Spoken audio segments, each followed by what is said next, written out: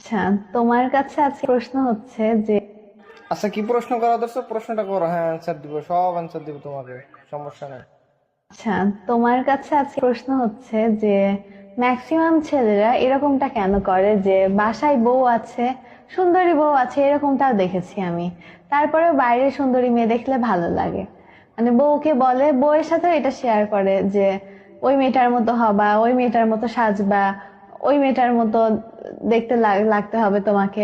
মানে এরকমটা কেন হয়? বাড়িতে বউ থাকতেও মানে সুন্দরী মেয়েদের প্রতি আকর্ষণ কেন থাকবে? এই এইসব প্রশ্ন তো আমাকে করে তো লাভ নাই, তাই না? আমার তো এইসব এক্সপিরিয়েন্স নেই। আচ্ছা, এক্সপেরিয়েন্স না থাকুক, তুমি বলো। আমি প্রশ্ন করেছি, বলবা না? আর আমি তো রেগে যাব না তুমি বললে। বাদ দাও। বলো। আরে বলো বলো, সমস্যা নেই।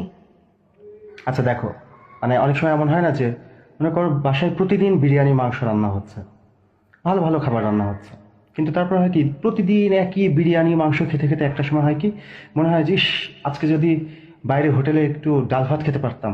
মানে একঘেয়েমি কাটানোর জন্য একটু টেস্ট মাঝে মাঝে চেঞ্জ করতে হবে না? এই কারণেই মনে হয়। একঘেয়ে না? মানে এখন বাসায় বউ রেখে বাইরে টেস্ট চেঞ্জ করতে যাবা? সুন্দরী মেয়েদের প্রতি এত আকর্ষণ তোমার, আর তোমার নাকি এক্সপেরিয়েন্স নাই। তুমি কিন্তু তুমি কিন্তু পার্সোনাল নিচ্ছ এবং তুমি বলেছো যে রাখবা না। তখন আমার রাগ হচ্ছিল না, এখন আমার রাগ হচ্ছে কি?